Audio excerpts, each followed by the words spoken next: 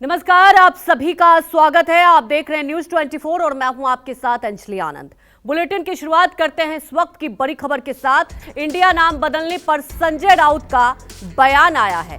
इस वक्त की अहम खबर आपको बता रहे हैं कि यह इंडिया गठबंधन से डर गए हैं। इन लोगों को अपने देश से ही डर लगने लगा है। इंडिया संविधान द्वारा दिया हुआ नाम है, नाम बदलने का अधिकार इनको आखिर किसने दिया? संजय राउत ने हमला बोला।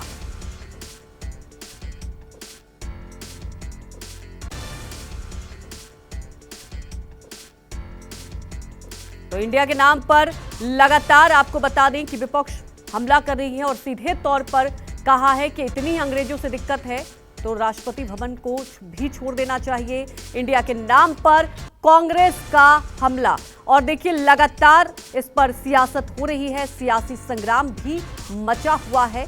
बड़ी खबर आपको बता रहे हैं। वहीं आपको यह भी बता दें कि इस मुद्दे पर सरकार को नाम बदलना ही है तो उससे पहले सरकार को संविधान के कई दांवपेच से गुजरना होगा। जब से हमने इंडिया का नाम लिया है हमारे अलायंस को, तब से ये लोगों को अपने इंडिया जो अपना देश का नाम है, अपने देश से डर लगने लगा है।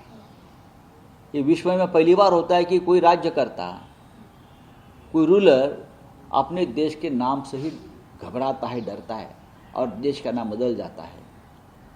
आप क्या क्या बदलोगे भाई? भारत भारत है, इंडिया इंडिया है, हम सब एक है। ये संविधान ने दिया हुआ नाम है, आपको बदलने का अधिकार किसने दिया? और अगर इतना इंग्रेज के खिलाफ और इंग्रेज की गुलामी की चलते बीजेपी पार्टी को इतना बुरा लगते तो ये राष्ट्रपति भवन को त्याग करना चाहिए अभी इसी वक्त, क्योंकि वो जो राष्ट्रपति भवन वो वाइसरॉय के हाउस थे। लॉर्ड आरविन पहले इसका बासिंदा थे। माउंटबेटन और सारे इंग्रेजों की ये वाइसरॉय हाउस थे। आजादी के बाद ये प्रेसिडेंट हाउस हुई, तो पहले उसको त्याग करना चाहिए। नॉर्थ ब्लॉक साउथ ब्लॉक को त्याग करना चाहिए। सब भारत बना दो, सब खाली करा दो पहले ही, और जरूरत पड़े तो गोला दागो और उड़ा दो, अगर इतना ही नफरत है इंडिया नाम से। तो तमाम जानकारी के साथ हमारे साथ दिल्ली से संवाददाता प्रशांत देव जुड़ चुके हैं। प्रशांत, देखिए लगातार सियासत हो रही है, यहां तक कि कांग्रेस ने हमला बोला और कहा इतनी ही दिक्कत हो रही है अंग्रेजों के नाम से तो आप राष्ट्रपति भवन छोड़ दें। दूसरी तरफ आप देख रहे हैं संजय राउत ने भी बड़ा हमला बोला है। तो ये समझने वाली बात है प्रशांत कि इस पर अभी राजनीति होगी।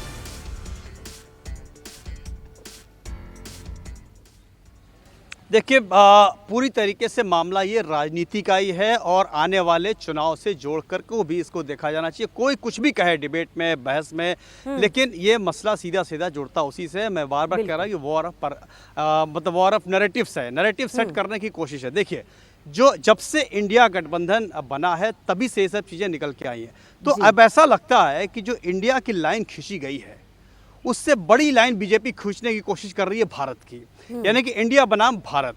कहीं पे मुझे नहीं लगता कि संसद में कोई ऐसा कानून पारित होने वाला, मुझे तो बिल्कुल ऐसा नहीं लगता। ये कयास भले लगाए जा रहे हैं और विपक्ष बार बार यही बात कह रहा है कि नाम बदल दिया जाएगा, लेकिन मुझे नहीं लगता कि नाम बदला जाएगा। बीजेपी को नाम बदलने की मुझे लगता है कि अगर ये रणनीति है तो कोई ज़रूरत नहीं है, कि शायद उसका काम शायद इसी से हो गया कि डिबेट शुरू हो गई है, पब्लिक के बीच डिबेट शुरू हो गई। तो बीजेपी ने एक ऐसा सिगुफा छोड़ दिया है अपनी रणनीति के तहत। ऐसा लगता है कि बीजेपी ने एक तरीके से इंडिया से या डर के, घबरा के या फिर स्ट्रेटजी के तहत बीजेपी ये बताने की कोशिश है कि हम भारत के साथ हैं, बाकी लोग इंडिया के साथ हैं। तो अब पब्लिक तय करेगी कि इंडिया में दम है या भारत में दम है।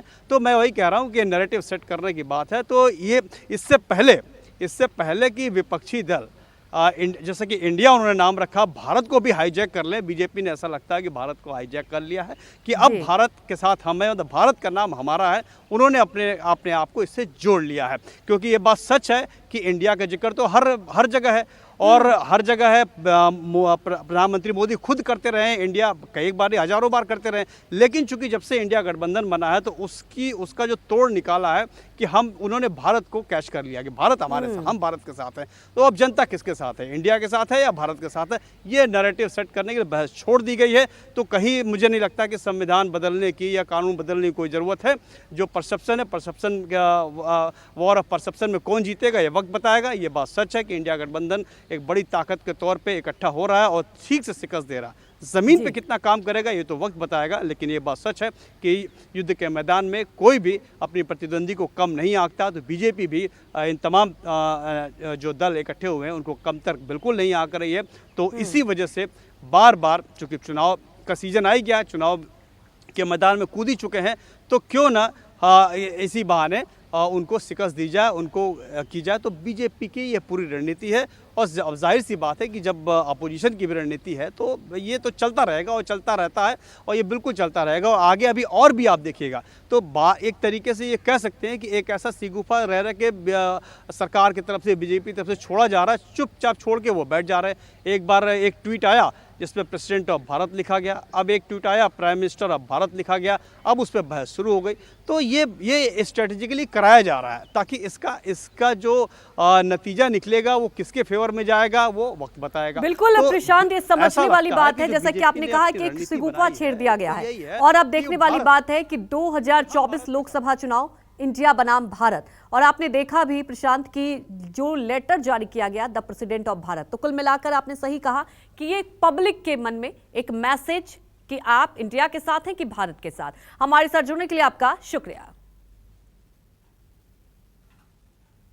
तो इंडिया को भारत किए जाने पर सियासी संग्राम भी छिड़ा हुआ है। वहीं इस मुद्दे पर सरकार को अगर नाम बदलना ही है तो उससे पहले सरकार को संविधान के कई दांव पेच से भी गुजरना होगा। आपको ग्राफिक्स के जरिए समझाते हैं कि आखिर सरकार को क्या कुछ करना होगा। आपको बता दें कि क्या इंडिया नाम बदलेगा, जो कि सबके मन में एक सवाल चल रहा है, तो सरकार को क्या करना होगा। आपको बता दें कि संविधान में सबसे पहले जो महत्वपूर्ण है वो संशोधन करना होगा। दूसरी बात, किस नियम के तहत बदलाव होगा, तो आपको ये भी बता दें संविधान के अनुच्छेद 368 के मुताबिक ये बदलाव होगा।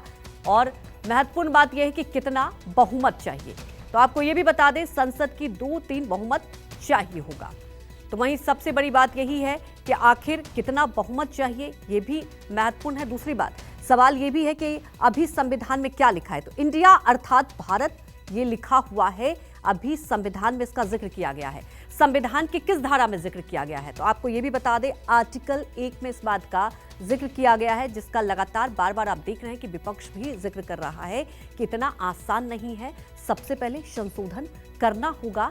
लेकिन आपको बता दें कि सरकार को क्या कुछ करना होगा, तो पहले संविधान के अनुच्छेद 368 में ये बदलाव करना होगा। किस नियम के तहत जो बदलाव होगा आपको ये बता दें।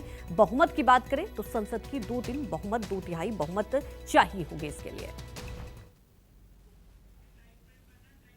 तो बड़ी खबर यही है कि इसे लेकर देखिए लगातार विपक्ष की तरफ से तो ये कहा जा रहा है कि यहां इंडिया गठबंधन जो हुआ है उसी से केंद्र सरकार घबरा गई है।